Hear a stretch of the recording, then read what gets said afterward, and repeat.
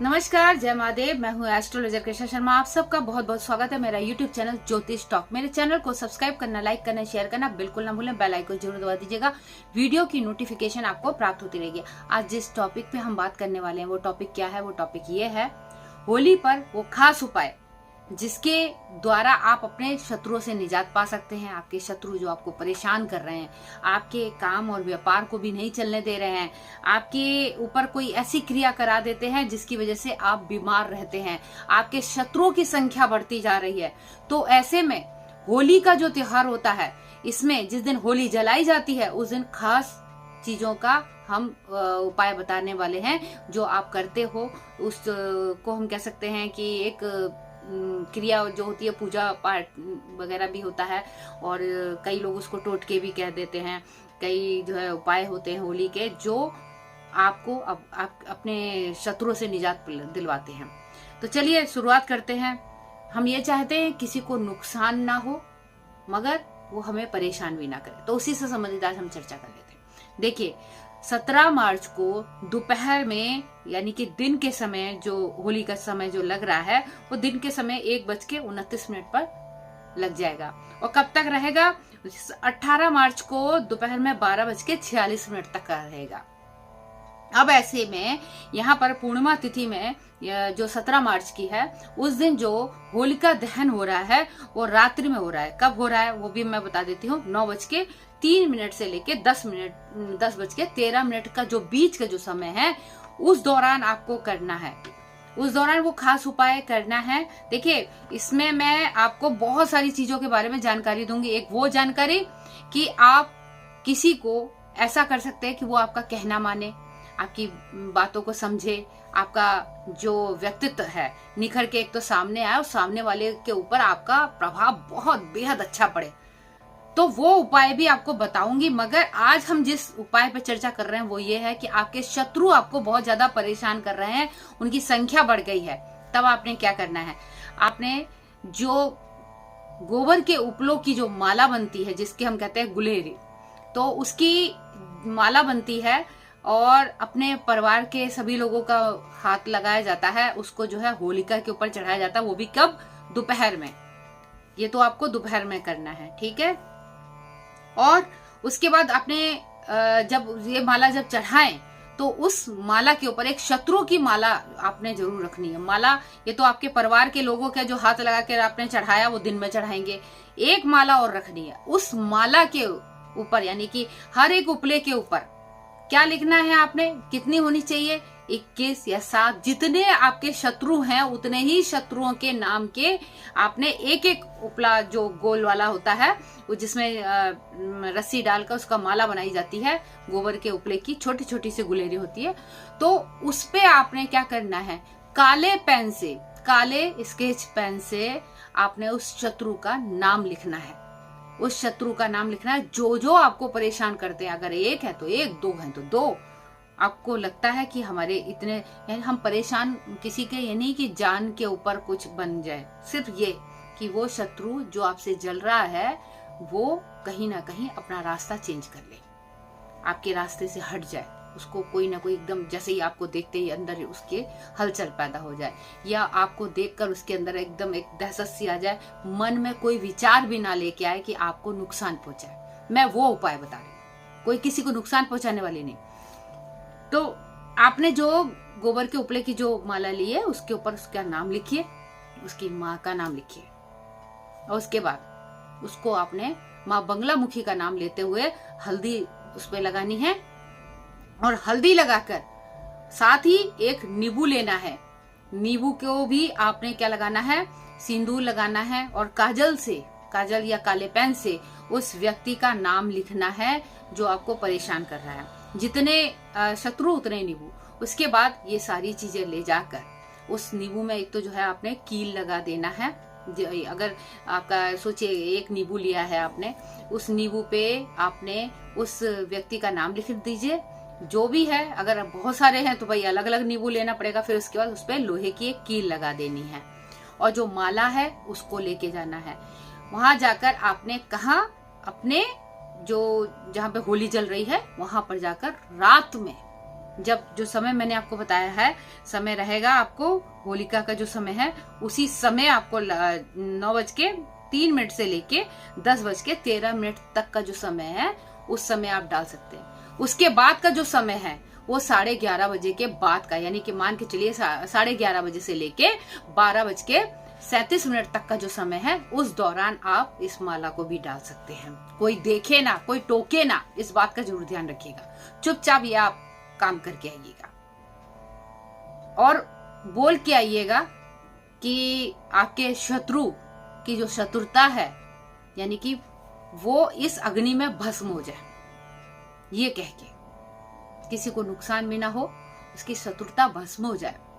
कहते हैं कि अच्छाई की जीत होती है, तो ये वो त्योहार है जो बताता है कि अच्छाई की हमेशा जीत होती है, बुराई के ऊपर हमेशा अच्छाई की जीत होती है, बुराई हमेशा हारती है।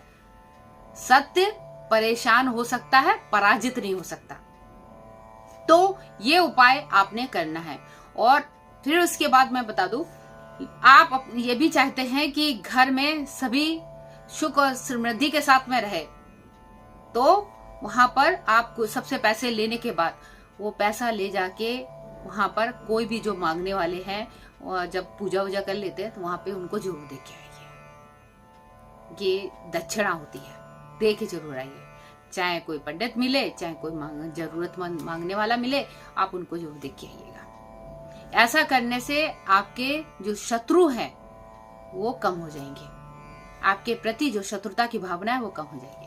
और आपके ऊपर अगर किसी ने कोई क्रिया करा रखी है, जो नींबू है, वो नींबू अगर आपको नहीं पता कि किसने किया है आपके ऊपर, तो आपने उस नींबू को लेना है, अपने पूरे परिवार के लोगों का हाथ लगाना है, अपने पूरे घर में घुमाना है, अपने ऊपर से घुमाना है, और उसके बाद या तो होलिका में डाल के आइए, बीच चौराहे पे काट के फेंक आते हैं। तो मैं नहीं चाहती कि चौराहे पे आप अगर किसी के पैर पड़ जाए कुछ ऐसा, वैसे तो कोई ऐसे खराब वो नहीं है, आप वहां पे डालें क्योंकि गाड़ी निकल जाएगी तो उसके बाद कोई फर्क नहीं पड़ता। तो वहां फेंक के आइए या किसी पीपल वृक्ष के नीचे छोड़ के आइए, या फिर आप किसी वीरान जगह पे जाके गड्ढा खोद कर, मगर करना रात्रि में है, वहां पर आपको दबा के आना है। और दबाने के बाद यानी कील लगा दीजिएगा, फिर दबा दीजिएगा उस नींबू को, या फिर आप अग्नि में डाल दीजिएगा। जब अग्नि बहुत तेज जल रही हो तो रात्रि में जाना है, जो मैंने बोला है आपको, रात में 11:37 से लेके यानी 12 बजे तक का जो समय रहा है उसी दौरान डालना है। यदि ऐसा करते, यकीन मानिए आपके जो शत्रु आपको बहुत ज्यादा परेशान कर रहे हैं, दिक्कत दे रहे हैं आपके कामकाज में, वो नहीं होगा। और आपका जीवन में जो बीमारी वगैरह जो लगी हुई है शत्रु की वजह से, कोई ना कोई क्रिया आपके साथ में हुई है, वो क्रिया भी कहीं ना कहीं आपके ऊपर से धीरे धीरे हट जाएगी। और जब वहां से आए, कोई भी आपको रोके, बोले, बिल्कुल आपने जवाब नहीं देना। घर आके अपने ऊपर जल का छिड़काव करवा लीजिएगा।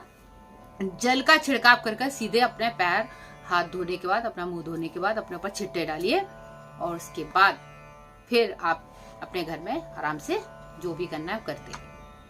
तो इस चीज का जरूर ध्यान रखिएगा। माँ बंगलामुखी के मंत्रों का जाप आप हल्दी की माला पे भी अगर करेंगे होली की रात में, अपने शत्रु का नाम लेते हुए माँ बंगलामुखी का जो यंत्र है सामने रखिए, पीले रंग के वस्त्र को बिछाकर उसके ऊपर आप बंगलामुखी माता के मंत्र का जो यंत्र है वो सामने रखिए यंत्र को, और उसके बाद जाप करना है मंत्रों से हल्दी के ऊपर।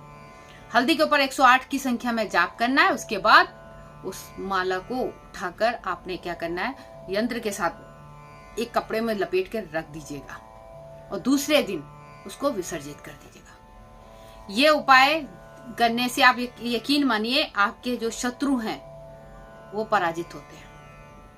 बहुत सारे उपाय हैं होली पे जो किए जाते हैं।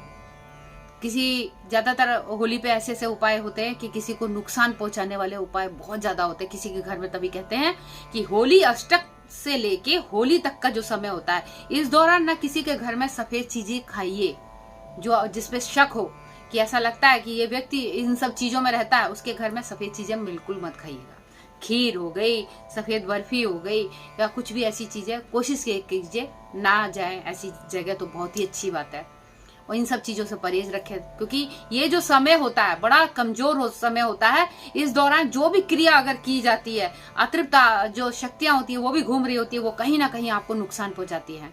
जो नए नवेले जो विवाहित लोग हैं, इस दौरान कहीं भी बाहर जाने से पहले 100 बार सोचिएगा, अपनी सुरक्षा करके जाइएगा, कहीं ना कहीं उनको भी नुकसान पहुंचता है। ज्यादातर हमने देखा है इस दौरान हमारे कई ऐसे जो जानकार हैं जो शादीशुदा थे, वो होली अष्टक को मानते ही नहीं थे, नहीं कोई नहीं, वो अपने चले गए।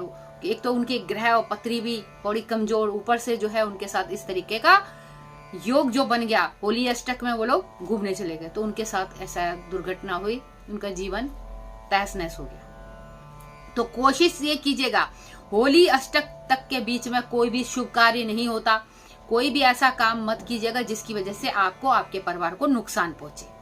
और होली की रात, जिस दिन होली जलाई जाती है, उस दिन ये सारी शक्तियां, कहते हैं पूर्णिमा का दिन होता है, ये शक्तियां बहुत ज्यादा यानी बलशाली हो जाती हैं, तो उससे आपको जरूर बचना चाहिए। हनुमान जी महाराज का भोग लगाना, हनुमान जी महाराज की पूजा आराधना भी करनी है। और अपने घर के मुख्य द्वार पर आपने क्या करना है, जो होली से जब वहां से लौट के आएंगे तो मुख्य द्वार पर क्या रखना है, मगर उसके लिए आपको हमारा दूसरा वीडियो देखना पड़ेगा। उस वीडियो में बताएंगे कि होली वाले दिन अपने घर को प्रोटेक्ट करने के लिए कि आपके घर में अतिरिक्त आत्माएं का आगमन ना हो, और आपका जो स्वास्थ्य है वो अच्छा रहे, निरोगी काया रहे, और आपका रूप भी रूपवान रहे, यानी स्वस्थ शरीर और चेहरा एकदम कांतिवान रूपवान। तो उसके लिए हमारा और वीडियो देखना पड़ेगा। होली पे वो भी बताएंगे कि हर व्यक्ति आपकी बातों को समझे, आपका जो आकर्षण है वो सामने वाले के ऊपर अच्छा सा पड़े, यानी कि वशीकरण, आपकी वाणी का, आपकी बातों का असर सबके सामने पड़े, और आप जिसको चाहे उसको अपनी बातों में अपने कह सकते हैं बस में करें। तो कौन सा उपाय उस पर हम बताएंगे, उसके लिए बहुत सारे हम वीडियो बनाएंगे, तो जुड़े रहिए हमारे साथ। और यही कहेंगे, ज्योतिष टॉक को आप लोग प्लीज शेयर कीजिए, हो सकता है आपके एक शेयर करने से किसी को बहुत ज्यादा फायदा हो जाए, तो शेयर कीजिए और कमेंट्स बॉक्स में लिख के जरूर बताइएगा आपको हमारा वीडियो कैसा लगता है, हमारे और भी जो एस्ट्रोलॉजर हैं उनका वीडियो कैसा लगता है। साथ ही ये भी बताइएगा कि आप किस टॉपिक पे और वीडियो देखना चाहेंगे, तो जरूर बताइए, और लाइक, कमेंट्स और शेयर करना ना भूलिए। आज के लिए बस इतना ही, मुझे दीजिए इजाजत। स्वस्थ रहिए, मस्त रहिए, भगवान भोलेनाथ आप सभी पर अपनी कृपा बना के रखें। हर हर महादेव।